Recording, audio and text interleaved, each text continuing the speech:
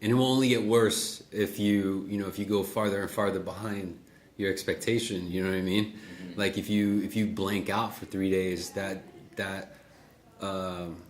kind of that anxiety is going to probably get even stronger, right? Where you seem a little bit more desperate to your prospects, and then each and every single no or every single objection becomes that much harder to get over.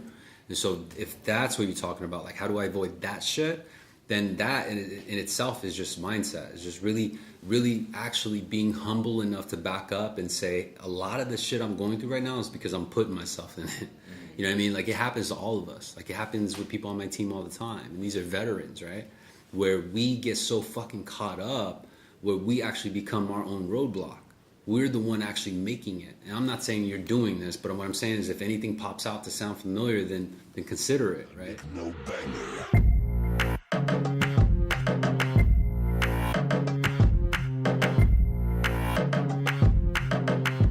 So where we're finding ourselves right now is we're competing with other lenders, right? And in those cases we're getting LEs back from prospects that we know are not legit, or they could be outdated, right? Maybe not even locked at the time that they're sending it over to us, but they're writing on that as the decision. And so because that's going to be applicable more and more, right, in this current market, my experience is we established a retention team. And so our leads weren't from the dialer, they were actually from credit alerts, triggers, or demands. And so we were actually walking into a shopping situation. Yeah. But whereas some LOs, they're not going to look at that as an opportunity because they feel like, oh well, they kind of already are sold. Why am I going to hop in and try to resell them, right? Yeah. And the truth of it is that if we look at it as an advantage, meaning that they're already in the momentum, so they're going to pick somebody. It's just a matter of us of whether or not we're that person, right? And so to answer that objection, if you will, or that issue is how you prepare for it on the first call. And so I believe that regardless of whether or not this person is shopping or if they have another LE, what they'll know at the end of the first conversation is that we both go to the same place for the same financing, right? And so it's going to be conventional or government. And so if we know that they're talking to a lender, how soon are we finding out this information in the first call, right? And so if we find out probably, let's say, earlier portion of the conversation, then we can tailor the rest of our conversation, knowing that we're going to revisit that later, right? You see where I think a lot of resistance comes into play, and then we lose focus on actually making a connection. I know it sounds cheesy, but that's actually what's going to win it.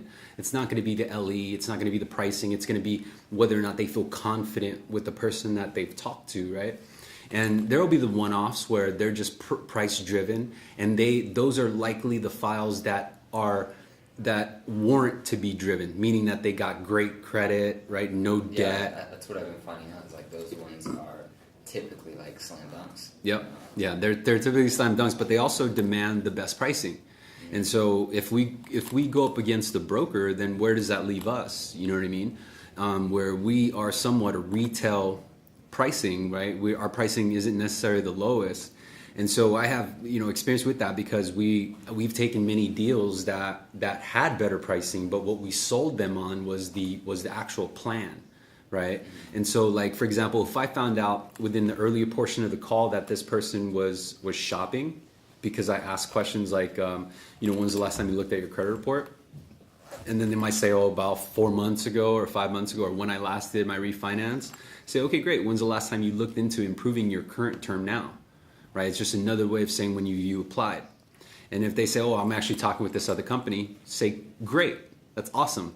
You definitely want to look at what options you get because ultimately we all go to the same place. Mm-hmm. The only thing that sets me apart, and like let's say they lived in Orange County, and say the only thing that really sets me apart and why most homeowners in Orange County choose to do business with us is because we're a direct plug to the exact same location that these retail outfits go to. Like the broker that you're probably dealing with, they're going there. Just who are you dealing with? Now you got their name, right? Mm-hmm. So let's say Quicken. Say, okay, great. So, the Quicken and New American Funding, we all go to the same location. It's just a matter of who charges the most fair to get there, right?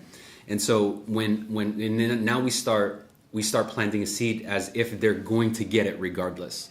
We're no longer asking like, hey, can I compete with them?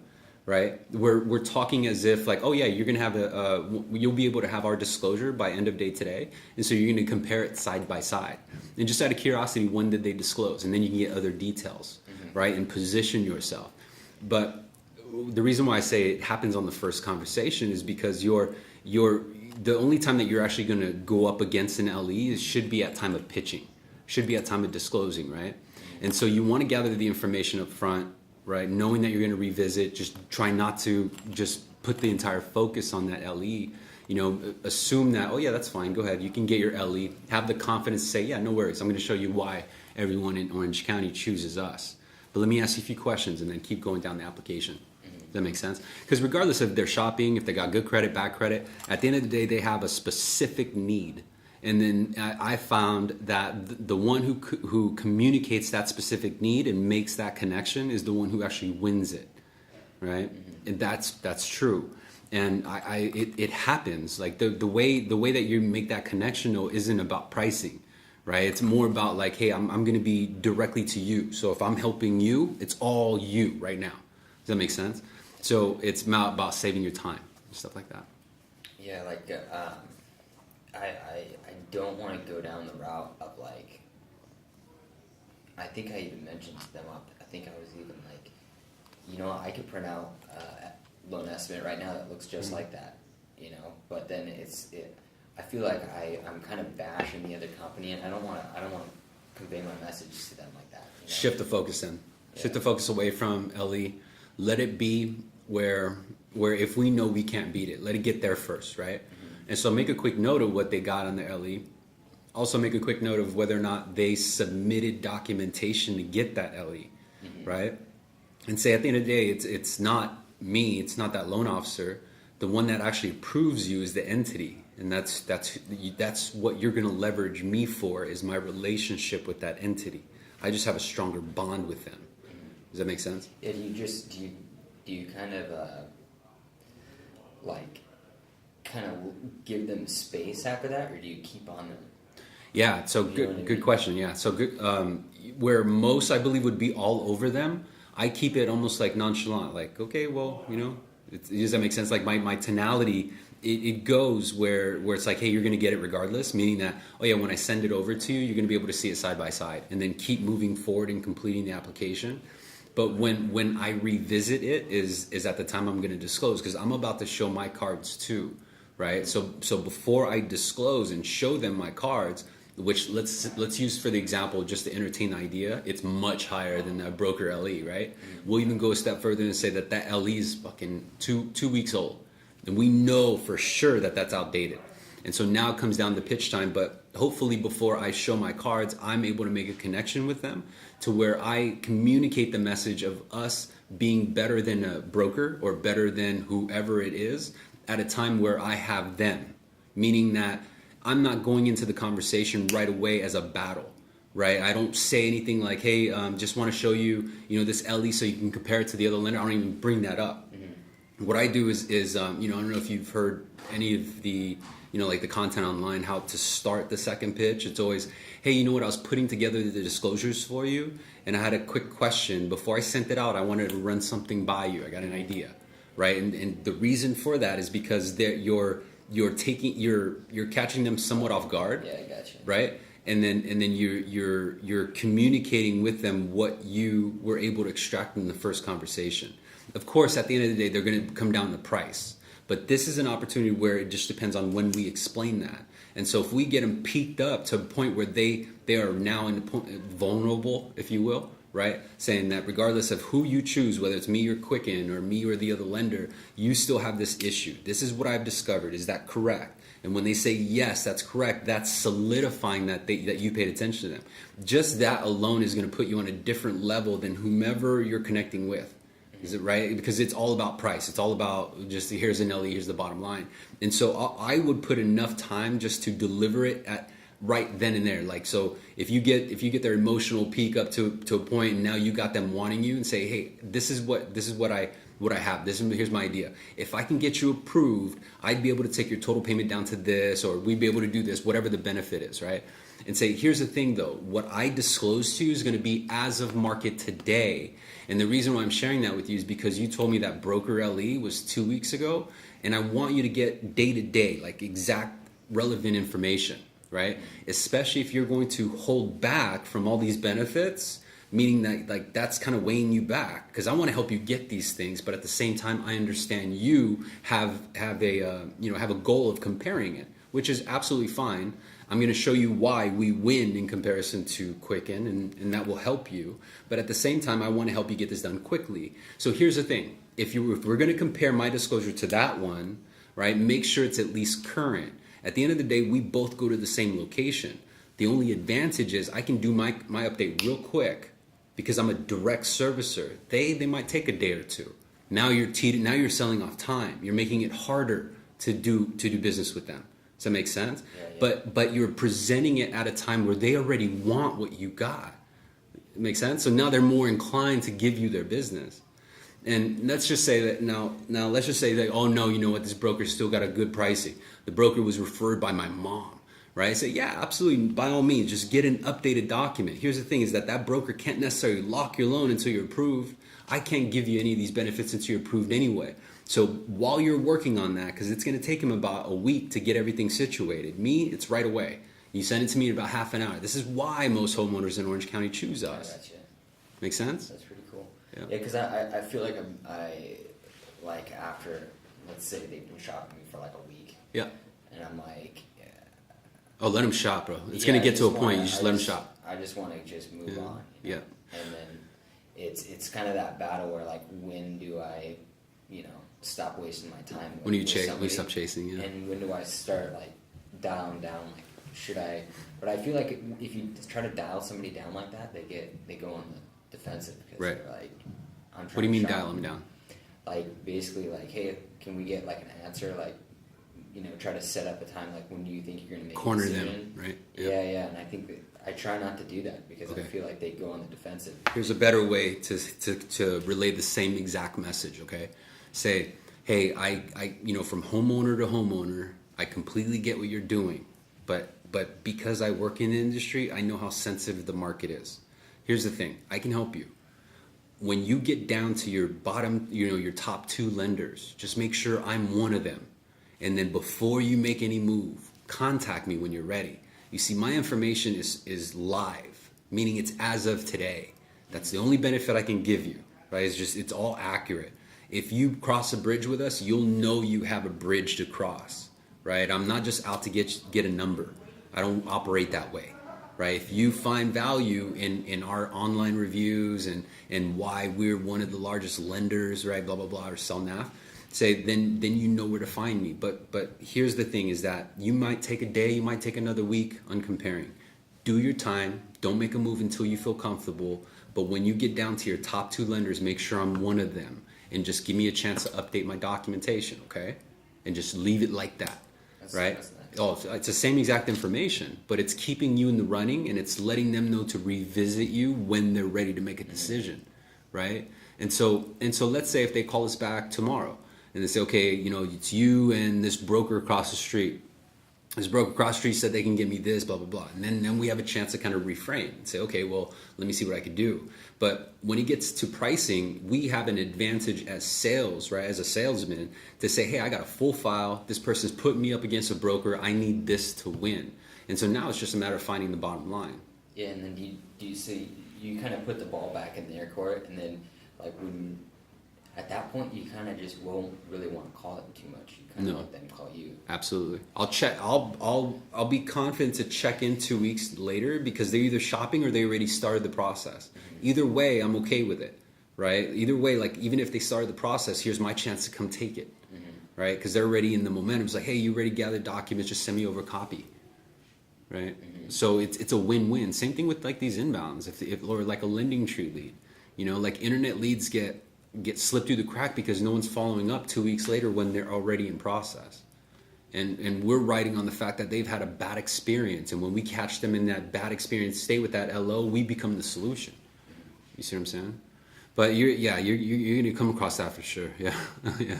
Yeah, I just had a couple of them where I was battling, and I just feel like I know that there is something that I could have done, Mm-hmm. and it's probably just kind of put it in their court. I think I was just kind of blowing them up too much. Yeah. You know what I mean? Yeah. It was just, I think I just needed to kind of put it in their court. Maybe touch base with them like every week or so. Yeah.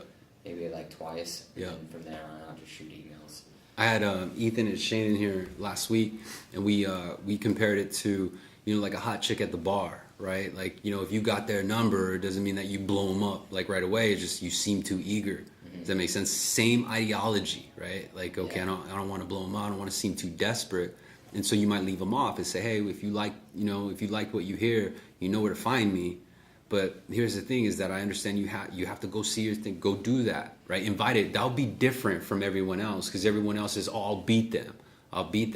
So I'll reword it and say, let me show you why all the homeowners in Orange County prefer us. So I don't have any problem with showing you, but if you want me to show you, I need to make sure we're all on the same level field, right? Like I don't want to be compared to something that was a week ago, because I'm doing a disservice to you. Whatever I give you right now is going to be accurate to today. So you're going to look at one form that's actually relevant, and you're going to compare it to something that's irrelevant, meaning you're making a wrong decision at that point. Yeah, do you like take the time to kind of explain if the other lender is kind of hiding things on their LE to show lower cost? Do you kind of point that out to them, or do you just spoof up New American? If necessary, I will. Meaning, like, it's one of my last ditch efforts before I talk bad upon the company. Yeah. Right. Like where I try to find little caveats, like, well, what's this fee? What's that fee? Right. Yeah, because then that sounds like a little. Yeah. You know what I mean? Yeah. But I mean, you're doing it. It depends though on the timing, and then also the way you say it. Mm-hmm. Right. So instead of saying, hey, you know what? What is this fee? How come they're doing this? Why are they charging that? We can say, hey, you know what? My manager ran something by me. I completely missed it.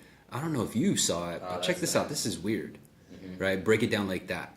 So now it's not necessarily coming from you. It's like a managerial, like, did a review, caught it, and it's like, hey, anyway, That's a good approach. thought I'd point it out to you. If that alarms you, it would alarm me. I'm just saying. Yeah. But anyway, just kind of brush it off, right? But you're planting that seed to revisit it.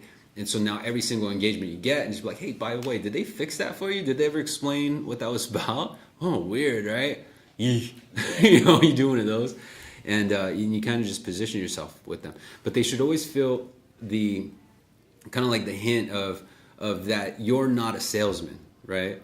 And so like you're kind of just making moves, but at the same time, you don't really care if they're going to be part of the boat, because there's plenty more that's behind them, right? Yeah, that's the message that I'm trying to convey. I'm trying to hold myself back from hitting people up so much, and kind of just let them. Yeah. Because they do come back. I mean, Yeah. people that I talked to about 4 months ago, have like my number saved in their phone. Yeah. And so I think it's just, I just don't want to. I guess it's just finding that medium, how to. I don't know. You just get that gut feeling about somebody that, okay, it's time to kind of just let him go, right? Let him go. Yeah. So you gotta set a limit. So draw a line in the sand and make an agreement that, depending on what stage it is, right? Because you might have pulled their credit already, you might have pitched them, and they know your cards, right? Mm-hmm. So that's a different approach, as opposed to someone you can get benefit with, but you've never actually did an application with, right? Or at least got confirmation that you're going to do an application. So that's a different cause. Like that one probably deserves more attempts because they've never connected with you. Well, at the same time, if you have someone that you pitched and you showed your cards already, and they go ghost, like they're not responding back, you give it, like my line in the sand was 3 calls, 3 attempts, whether it was on that day or over a matter of 2 days, right? So I'm doing certain things to increase the likelihood of me making contact. So I'm paying attention to their time zone. I'm paying attention to like things like how far away they work from home, right? When they're off typically, and then maybe usually around the first part of the phone conversation, sometimes just to make sure I get a hold of them, like at the like I'll ask them and say, usually what time are you at home? What time do you get home from work? I got you. And Right? stamp that. Right, stamp that, and so now you know whether or not they're dodging you, because like where the challenge comes is where we don't want to give it up, right? We see maybe the commission or the upside. We see like, fuck, dude, this one's solid. I want this one. I put a lot of work in this one, and so but what happens is that actually anchors us, and we become attached to that file, and so now we're spending days on going after it. But here's the thing is that it starts fucking us up even more because we're like, fucking shit, this motherfucker won't answer the phone, right? And then that now follows us into our other calls throughout that day. And so if you have a line in the sand, it's 3 days with an agreement that you're going to revisit it in 2 weeks. So you're going to hit them up 3 more attempts. If they don't answer, they don't call back, then fuck them. Like 2 weeks later, right? They're not going to hear from me at all for another 2 weeks unless they call me back. Well, at the same time, that third message is done in a way like this. You know, like, we'll back up. So the first message is like, hey, this is Travis. Give me a call. I got an idea. It's always an I got an idea, right? I'll tell you about it when we connect. Call me back. That's way more enticing or persuasive than, hey, this is Travis. I'm just giving you a call to follow up from our discussion yesterday. Wanted to see if you had any questions, right? I'm here until 7 o'clock, blah, blah, blah, right? It's a little bit more enticing. They'll more likely call you back. The second time, you give them a call and say, hey, you know what? I didn't hear back from you. I sent you over an email. I understand that probably a phone call is awkward. Just reply back to my email. Let me know you got this message. And that's it. And so now you're giving them one last out via email. If they still don't respond, then we know where we stand, right? Now the last message sounds something like this, like, hey, you know what? My manager asked me to give you a call back the other day. That's what the idea was about. I apologize. I've failed to connect with you and relay his message. So if I don't hear back from you, I'm just going to go and withdraw the application by end of day today. I'm sorry I missed you. I wish I could relay this information to you. I think you'd find it interesting. All right? And if they still don't call you back, then the next time they're going to hear from you is 2 weeks. But how does it look like in our day-to-day, right? So we don't confuse Mr. Johnson with Mr. Johansson, right? And like they both got similar situations is because it goes through like this little code that we have. Or maybe you paste the email or the email notes into the con log.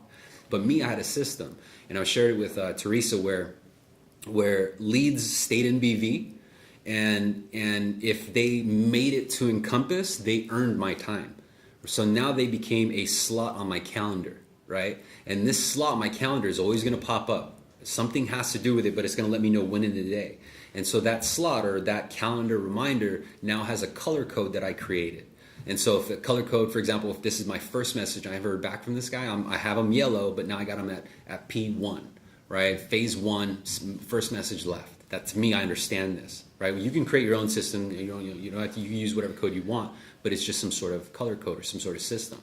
And do you have that set up like in the grouping in your BV, or how do you have that system? No, BV, I used to get desensitized with the emails because it's constant, right? And I hated reds. Like I didn't even pay attention to the emails that we get. Or it's just a pop-up. It's a quick notice, right? Yeah, the auto emails. And so what I did was, in order to kind of siphon out all that noise and just pay attention to what was relevant, I relied on Outlook. And so if you made it to my calendar, and not everyone made it to my calendar, right? So if I imported you to Encompass, then you deserve to get a pitch. And so whoever I pitched ultimately came on my calendar. I wasn't putting people on my calendar that was just any generic lead. Like I got a call back at 5 o'clock. Like I'm gonna try to call you back. If it was important, I saw value, then yeah, I would set it there. But that file goes through milestones and graduates until it gets into submission, into processing. But that now becomes something different and external from BV. So that I can be confident that in 2 weeks, when I see it pop up on my calendar, I'm going to remember it, right? Whereas BV, it could get swept. If I'm out sick one day, then it's back on the dialer. You see what I'm saying? Yeah. All right. Let me see.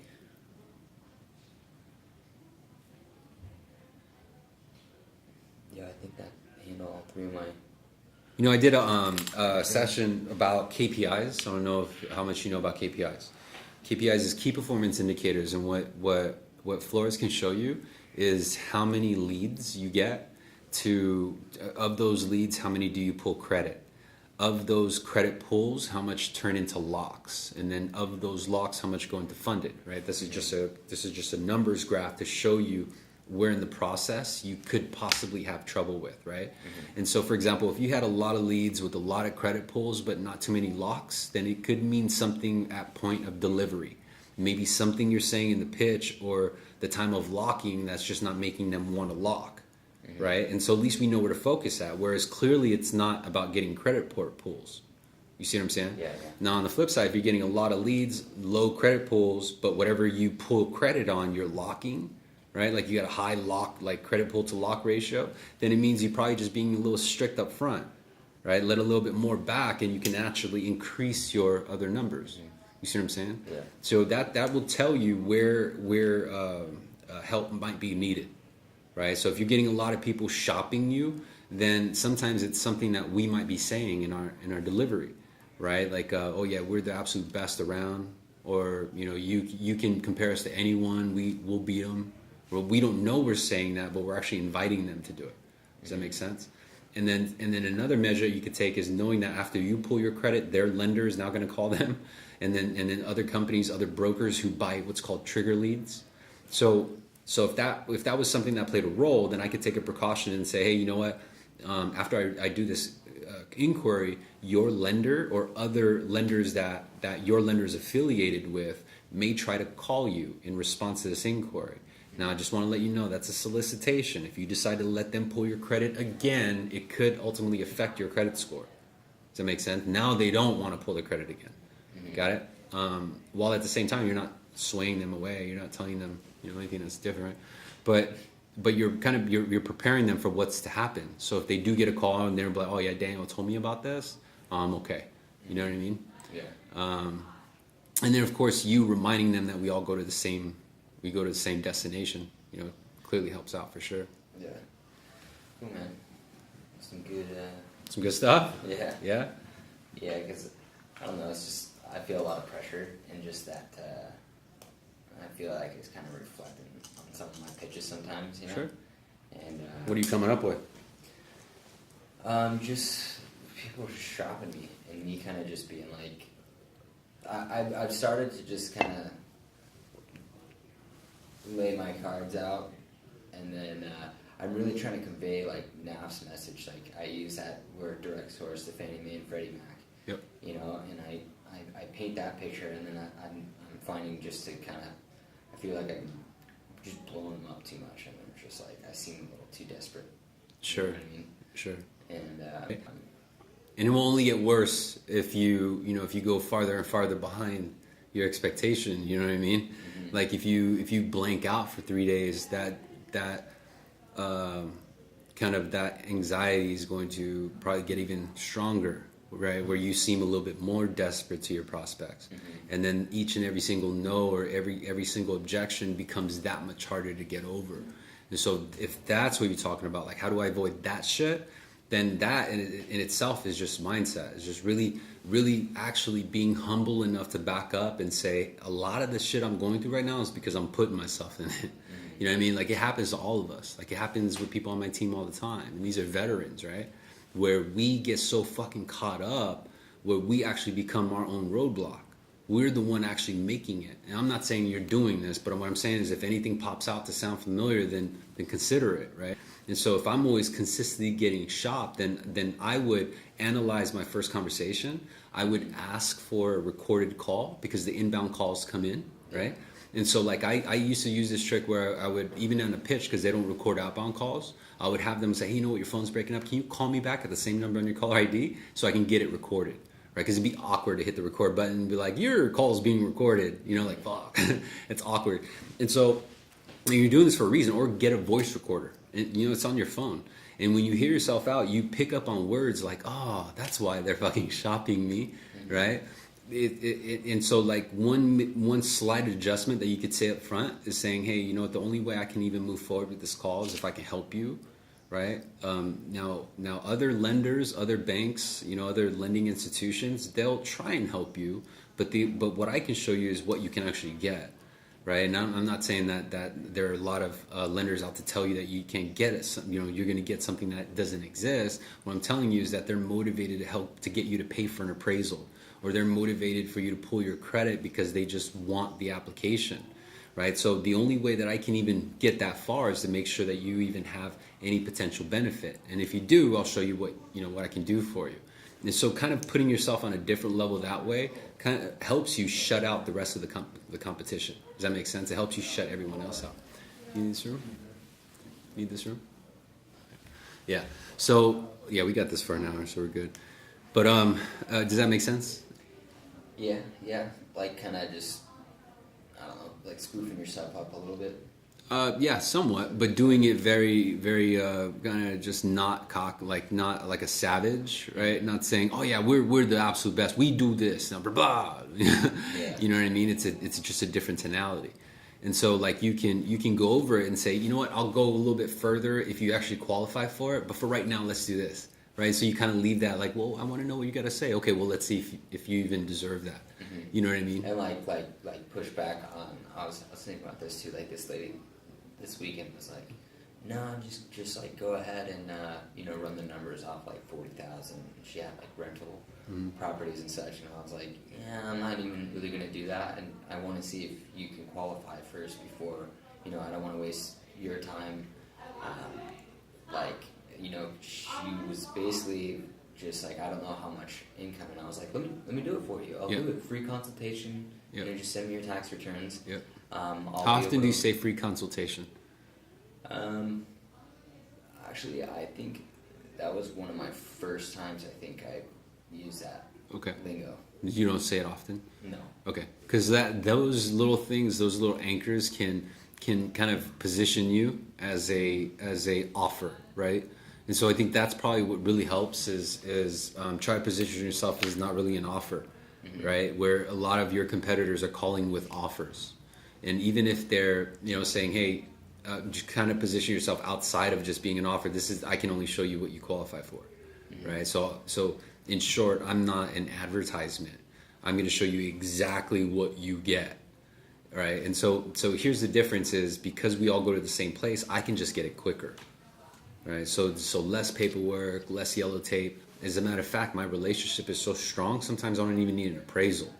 But if you find benefit in that, I'll show you if you actually qualify for it. But let me make sure you can even get that far first. Right? So that's kind of the whole method. That's the whole ideology, right? And so you want them to want to know what's behind door number 3. But you're building it up in a way where I'm not spewing out the entire phase 1, 2, 3, 4, 5 immediately right away, right? But sometimes we could think that that's the right thing to do. Yeah, I feel like is there like a pushback point where like you, let's say like it's kind of good, like I shouldn't really give up my numbers and everything if I don't even know if they qualify.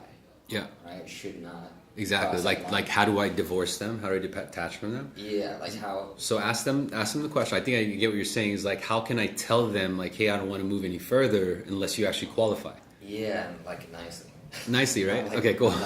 Because I was trying to stay away from, I don't want to waste your time or mine. Yep. Like I didn't say that. Yep. But like I'm just talking about the message. Sure. That I'm trying to. Sure. Now that message, is it to someone who could possibly qualify? We just don't know yet? Or is this like clearly they don't qualify? Because those are two different things, right?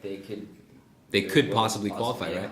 Okay, cool. So you want to get as much information as you can still, right? You still want to get the file prepared or do as much as you can, meaning I'm not talking about like the 1003. I'm talking about get as much information like what makes them move, why they're doing this, why they need the savings, right?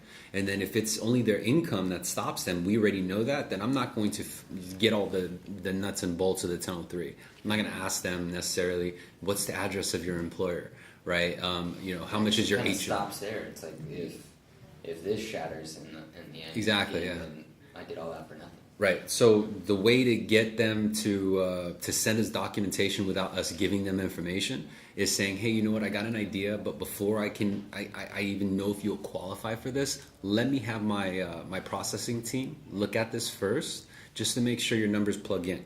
If they do, then what we could potentially do is, and then you go through the benefits, right? And say, but I don't want to do a credit pool. I don't want, because if I do a credit pool on you, now you're starting to sell it. Now they're going to appreciate you because they're like, oh yeah, I don't want to do credit pool either, right? And you're going to make it a little bit more solid for when it comes time to pull their credit, because you're going to say the only thing that stands out is the income, meaning that the income may not be compatible for this amount of debt. So let me make sure that that is valid first before I even pull a credit.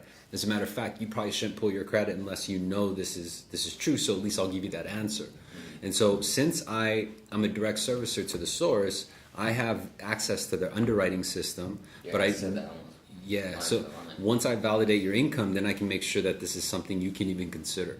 So what I'm going to do is I'm going to email you a quick checklist. Once you get these items in, I'll confirm there's a bridge across and pull credit if necessary, right? And then and now I've stepped them. So now the ball's in their court. And if they give me the documents back, then I know I got something worth my time on working up, right? And then another thing that might help you out is when you because I'm trying to think like what would I say that put me in a position where they wanted to compare me. And typically when I did my pitch, the main response that they would say is like, okay, well let me go and think about it. You know, we're going to talk about it, right? Like everything sounds good, but let me go ahead and sleep on it, right? These are the common responses, and then they go ghost. And it had to do with the way I was delivering the information, meaning that you know, I used to ask them and say, hey, option 1, 2, and 3, you know, which one do you want, right? And kind of put it in that way. But what I was doing was actually telling them that they're options, and so now they believe that they can pass on an option. And so now my strategy was, well, how can I make my pitch not seem like an option, but seem like a plan that they came up with? Does that make sense? Yeah. And that's the beauty in coming in and say, hey, you know what? I was actually going to send out your disclosure right now, and I saw something. I want to run it by you real quick, get your feedback on it. I got an idea. You said to me, Travis, on our very first phone conversation that it was important for you to lower your payment because you needed the savings to do this, that, and that, right? And then you create the trickle benefit and say, well, this is what my idea is, that I can do this, and you're just taking payment. You're not talking about rate. You're not talking about terms or lender credit or anything like that, right? You're just strictly talking about payment and saying, well, I can take your payment from here to here, and then go through the benefits again. But the benefits connect with each other, right? So with 1 month payment deferral plus your escrow refund, this is going to put this much money in your bank. You know, I had an idea, you can actually put it towards this credit card debt and increase my monthly savings, but that's up to you, or you can keep it in the bank. And then if you did that with this lower monthly payment, this would create this benefit, and that benefit will create this benefit. So I want to get your feedback. Is that something that was in line with what you're trying to achieve? And they're going to say yes. So, okay, great. So now here's the thing, is that with this payment, there are no lender fees. With this payment, there are. Does that make sense? And so let them get sold on the payment first. And if they say, is okay, well, payment is, well, what's the rate? Well, it depends. Which one did you like? What payment did you like? Oh, I like this payment. Got it. That one's at 4.975 or whatever, 4.875. And then, of course, okay, back. Oh, okay. Right? So, yeah, but here's the thing, is that after 6 to 12 payments, your next refinance won't be a cash-out refinance. And because you're going to be with us, meaning that we're going to be the name on your mortgage statement, you're entitled, as long as you keep your payments current, for complimentary rewards in the future, meaning that we automatically notify you. See, what helps them digest something like an interest rate or a higher rate or their anxiety is when we plan it out for them, right? So this is going to be your stepping stone. The reason why you're at 4.875 is because we're doing a cash out refinance. Why we're doing cash out refinance is because you racked up all this debt. All this debt took your credit score down. Yeah, you circle back around to the benefits. Yeah, exactly. Does that make sense? Now it's a little bit easier to digest, but they feel like they made the decision. Like, oh, I like that one, right? But it's in a different way versus saying which option 1 or option number 2, right? Option number 2 is 4.375, and it does this, and this, and that, right? But we're putting ourselves at chance of them not even wanting to hear all that because we opened it up wrong. You know, so consider how you're delivering the information, the timing. Does that make sense? Yeah, man. Cool. Pretty helpful? Yeah, man. It's a lot of information, huh? No banger.